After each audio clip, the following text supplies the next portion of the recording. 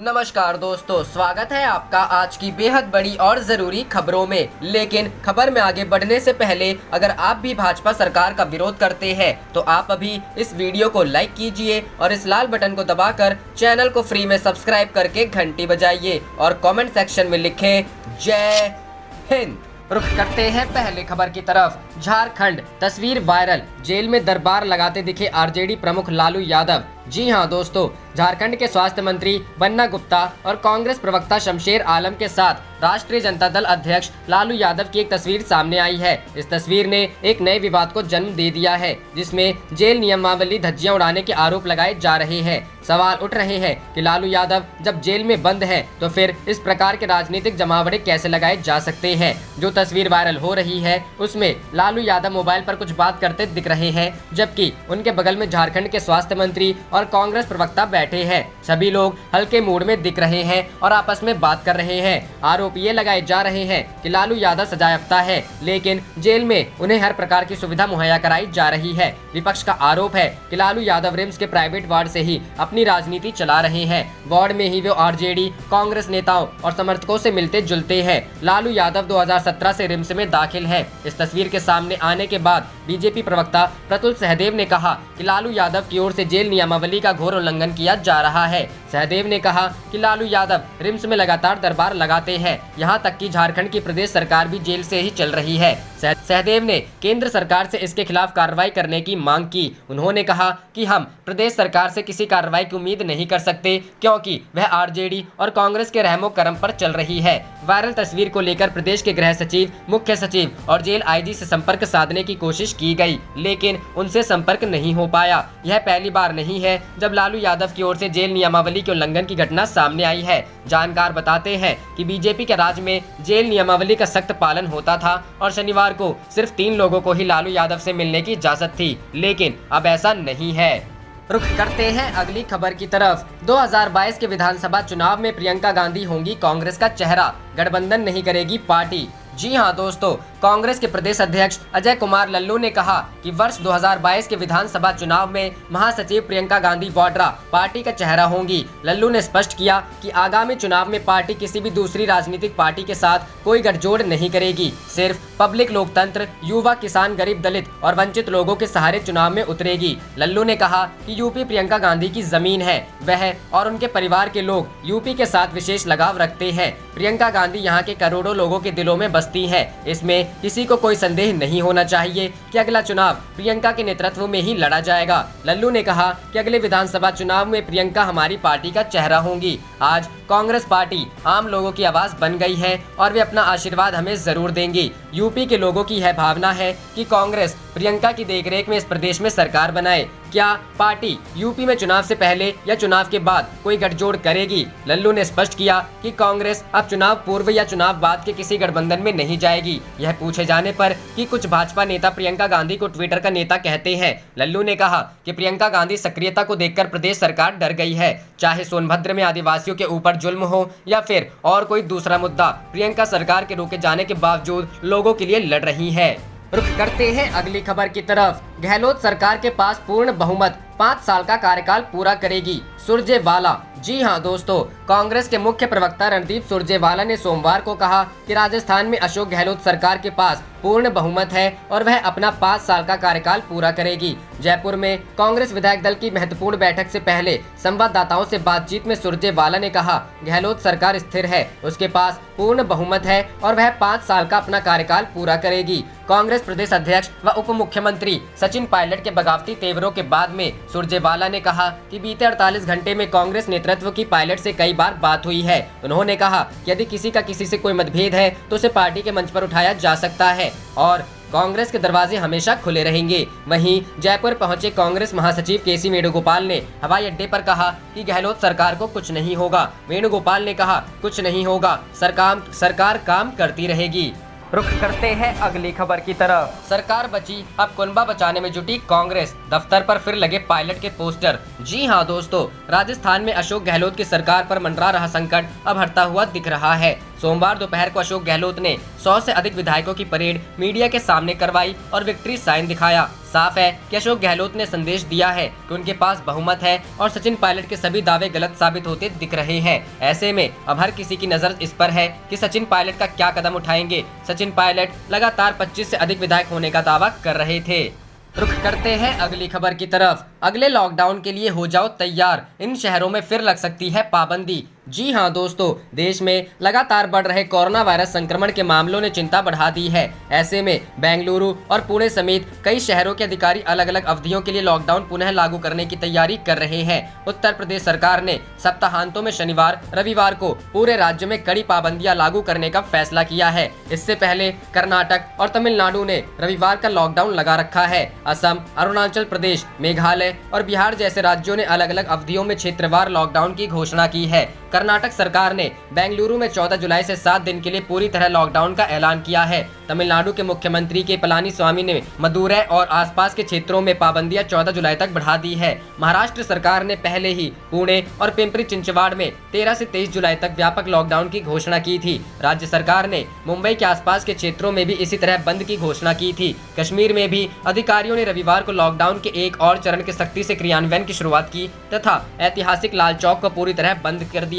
श्रीनगर के 67 अन्य क्षेत्रों को भी बंद कर दिया गया है, जिन्हें पिछले एक सप्ताह में कोविड-19 के मामले अचानक से बढ़ने के बाद निषिद्ध क्षेत्र घोषित किया गया है। वहीं राजधानी दिल्ली की बात करें तो वहां स्थिति में कुछ सुधार दिखाई दे रहा है। रुख करते हैं अगली खबर की तरफ। यूपी में वीकेंड लॉकडाउन पर प्रियंका गांधी का तंज, कहा असफलता छुपाने के लिए खिलवाड़ जारी। जी हां दोस्तों, यूपी में लगातार बढ़ रहे कोरोना संक्रमण को देखते हुए योगी सरकार के वीकेंड लॉकडाउन पर कांग्रेस की राष्ट्रीय महासचिव प्रियंका गांधी वाड्रा ने तंज कसा है। प्रियंका गांधी ने ट्वीट कर कहा है कि लगातार कोरोना के मरीज बढ़ रहे हैं और सरकार अपनी असफलता छुपाने के लिए जनता की सेहत के साथ खिलवाड़ कर रही है। प्रियंका गांधी ने पिछले 3 दिनों में सामने आए नए मामले का जिक्र करते हुए ये ट्वीट किया। प्रियंका गांधी का यह ट्वीट योगी सरकार के उस फैसले पर आया है जिसके तहत अब सूबे की शनिवार और रविवार को साप्ताहिक बंदी की बात कही गई है। यूपी में अब सोमवार से शुक्रवार ताज़ा सुबह 9 बजे से रात 9 बजे तक ही बाजार, दुकानें, मॉल व अन्य व्यापारिक प्रतिष्ठान खुल सकेंगे। इस दौरान आर्थिक गतिविधियां जारी रहेंगी, इंडस्ट्री और बैंक भी खुले रहेंगे। मंशा यही है कि शनिवार और रविवार 2 दिन सोशल एक्टिविटी को कम किया जाए, जिससे कोरोना के संक्रमण पर लगाम लगाई जा सके।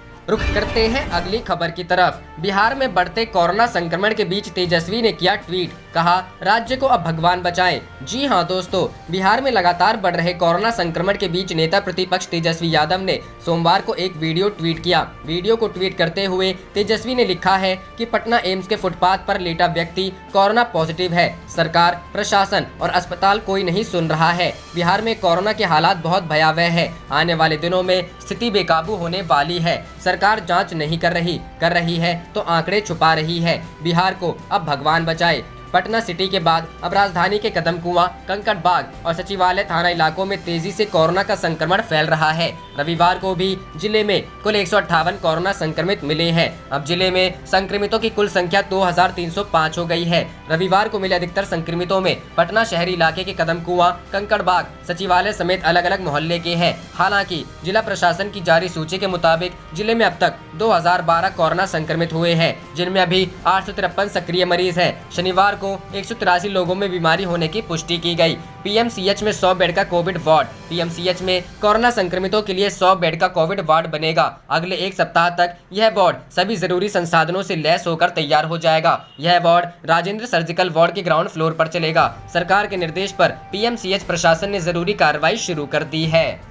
रुख करते हैं अगली खबर की तरफ। सीबीएसई बोर्ड 12th रिजल्ट 2020, 12वीं में 88.78% स्टूडेंट्स हुए पास। cbserisults.nic.in पर चेक करें।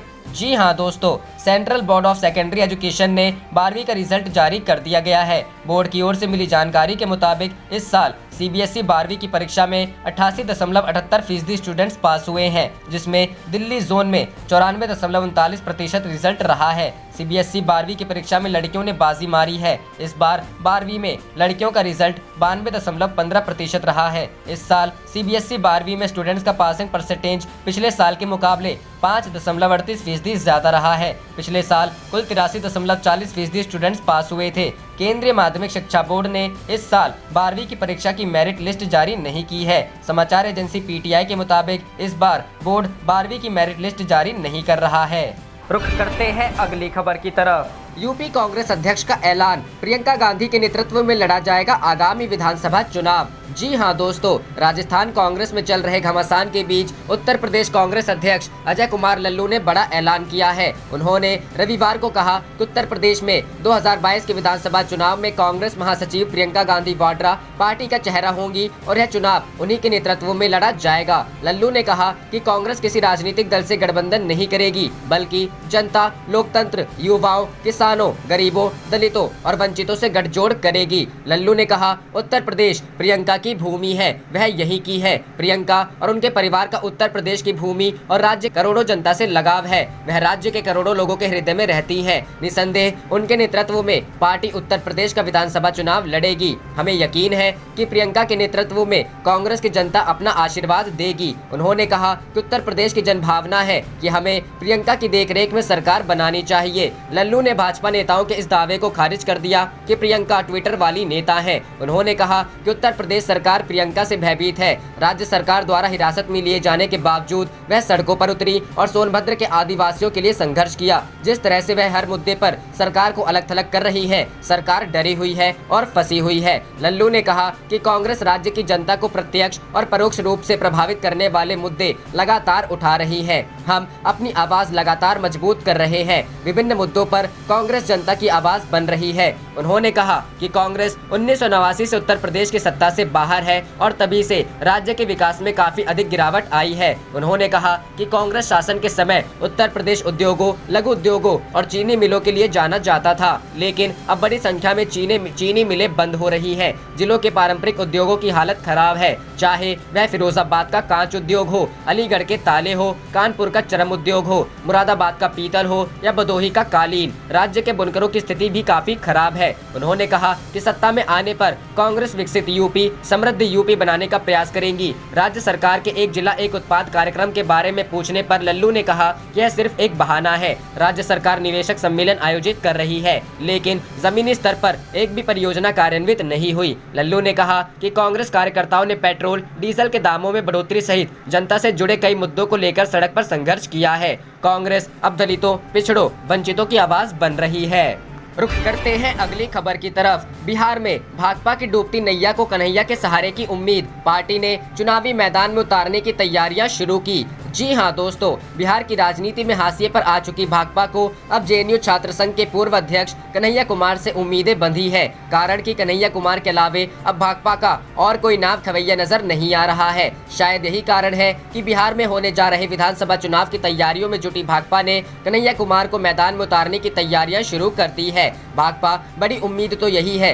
कि कन्हैया कुमार को मैदान में उतारकर भाकपा महागठबंधन में ज्यादा सीटें हासिल कर सकती है। बिहार में राजद के नेतृत्व वाले महागठबंधन में शामिल होने की ख्वाहिश रखने वाली भाकपा को कन्हैया कुमार से बड़ी उम्मीद है, लेकिन सबसे बड़ा सवाल तो ये है कि क्या लालू यादव और उनका कुनबा कन्हैया कुमार को स्वीकार करेगा। भाकपा के बिहार प्रदेश सचिव सत्यनारायण सिंह ने कहा है कि कन्हैया कुमार विधानसभा चुनाव प्रचार में अहम रोल निभाएंगे। उन्होंने कहा कि कन्हैया कुमार युवाओं के बीच सबसे लोकप्रिय नेता हैं। बिहार में महागठबंधन को ये हकीकत समझनी होगी। सत्यनारायण सिंह ने कहा कि कन्हैया कुमार युवाओं में सबसे ज्यादा लोकप्रिय है और वे बड़ी तादाद में वोटरों को गोलबंद कर सकते हैं। ऐसे में हम मानते हैं कि सिर्फ भाकपा ही नहीं बल्कि जिस भी पार्टी से हमारा गठबंधन होगा उसे कन्हैया कुमार से बड़ा फायदा होने जा रहा है। कन्हैया कुमार को चुनावी मैदान में उतारने की तैयारी पूरी हो चुकी है। अगस्त में बिहार आ रहे हैं। यहाँ उल्लेखनीय है कि इससे पहले कन्हैया कुमार ने नागरिकता संशोधन कानून CAA के खिलाफ इसी साल फरवरी में पूरे बिहार में यात्रा निकाली थी।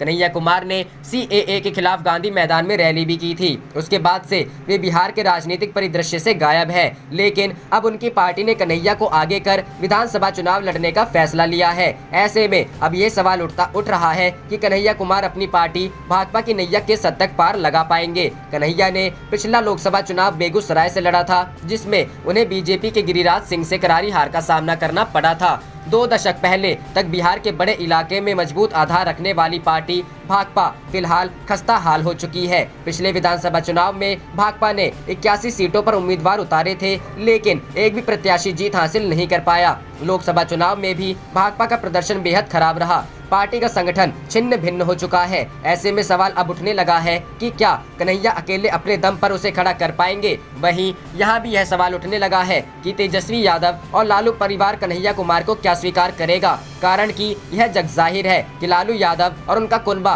कन्हैया कुमार को तेजस्वी यादव के लिए खतरा मानता है। तभी लोकसभा चुनाव में तमाम कोशिशों के बावजूद राजद ने कन्हैया कुमार का समर्थन नहीं किया। रुख करते हैं अगली खबर की तरफ। तेजस्वी यादव बोले, चुनाव के लिए सही समय नहीं, जरूरत पड़ने पर लगे राष्ट्रपति शासन। जी हां दोस्तों, इस साल अक्टूबर नवंबर के महीने में बिहार विधानसभा के चुनाव होने हैं। कोरोना महामारी के कारण चुनाव को टालने की बात भी उठ रही है। राष्ट्रीय जनता दल के नेता और बिहार के पूर्व डिप्टी सीएम तेजस्वी यादव लगातार जोर देकर कह रहे हैं कि यह चुनाव के लिए सही समय नहीं है। हिंदुस्तान टाइम्स को दिए गए इंटरव्यू में उन्होंने कहा कि अगर जरूरत पड़े तो बिहार में राष्ट्रपति शासन लगाइए, लेकिन चुनाव के लिए यह बिल्कुल भी अनुकूल समय नहीं है। एक सवाल के जवाब में तेजस्वी यादव ने कहा कि जिस तरह से यह बीमारी फैल रही है, मेरी राय में चुनाव कराने का यह उपयुक्त समय नहीं है। रुख करते हैं अगली खबर की तरफ। गहलोत के मंत्री बोले, मध्य प्रदेश में कांग्रेस छोड़ने वालों की दुर्गति से सीखे। जी हाँ दोस्तों, राजस्थान सरकार के खेल मंत्री ने कांग्रेस विधायकों को मध्य प्रदेश में चले सियासी खेल से सीखने की नसीहत दी है।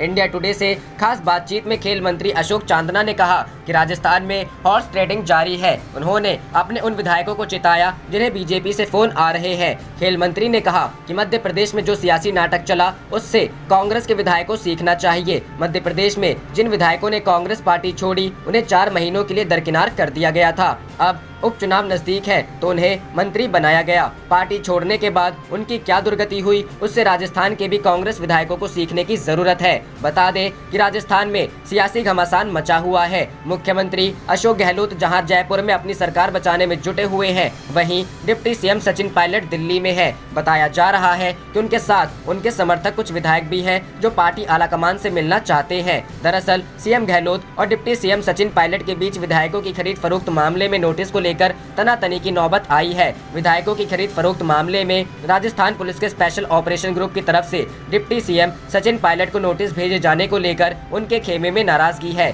सूत्रों के मुताबिक सचिन पायलट खेमे का कहना है कि डिप्टी सीएम से पूछताछ के लिए एसओजी का नोटिस स्वीकार्य नहीं है। आरोप है कि गहलोत खेमा सचिन पायलट को बदनाम करना चाहता है।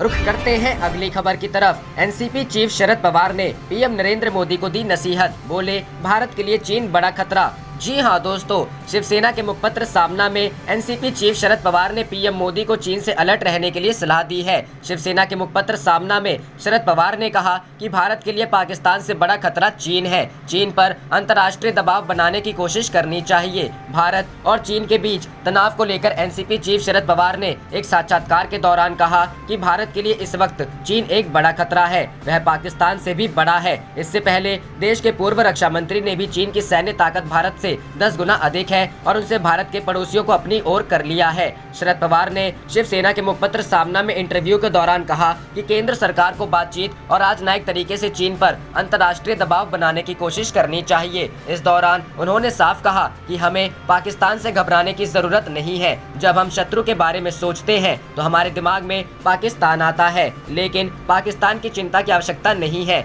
इस वक्त हमें चीन के खिलाफ कड़े कदम उठाने होंगे। अपने कार्यक्रमों को सोच समझकर करना होगा। चीन भारत के लिए एक बड़ा शत्रु है। पीएम पर तंज कसते हुए कहा कि चीनी राष्ट्रपति के भारत दौरे के दौरान जमकर स्वागत हुआ। मित्रता की तस्वीरें खींचकर लोगों के सामने दिखाई गई, लेकिन इस संबंध से दोनों देशों के बीच चल रही समस्याओं को नहीं सुलझा जा सकता।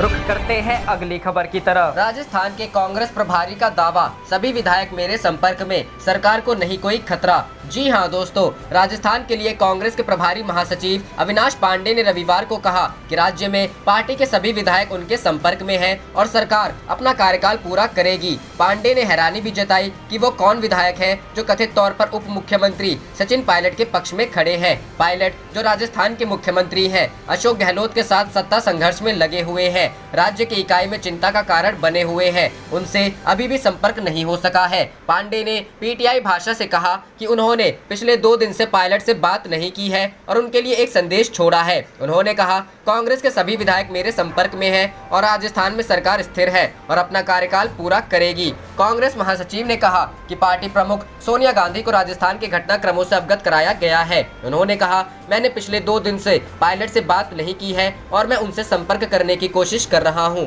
मैंने उनके लिए संदेश छोड़े हैं। पायलट को की गई कॉल और संदेशों का जवाब नहीं मिला है। सूत्रों ने बताया कि उनके प्रति वफादार कुछ विधायक इस समय राष्ट्रीय राजधानी में डेरा डाले हुए हैं और इनमें से कुछ गुड़गांव के निकट एक रिजॉर्ट में है। पांडे ने कहा कि सभी को राजस्थान पुलिस के विशेष अभियान दल द्वारा की जा रही जांच में सहयोग करना चाहिए। एसओजी ने गहलोत सरकार को अस्थिर करने के लिए कांग्रेस विधायकों को प्रलोभन देने के कथित प्रयासों को लेकर 2 लोगों के बीच टेलीफोन पर टैप की गई बातचीत के आधार पर प्राथमिकी दर्ज की है। उन्होंने कहा, सभी को राजस्थान एसओजी का सहयोग करना चाहिए। जांच में शामिल होने से कोई नुकसान नहीं होने वाला है। पांडे ने आरोप लगाया कि भाजपा राजस्थान में कांग्रेस सरकार को अस्थिर करने का प्रयास कर रही है। उन्होंने कहा, उनकी कोशिश राजस्थान में अनिश्चितता का माहौल बनाने की है, लेकिन वे अपने प्रयासों में सफल नहीं होंगे। आप देख रहे थे आपका अपना चैनल जय हिंद जय भारत।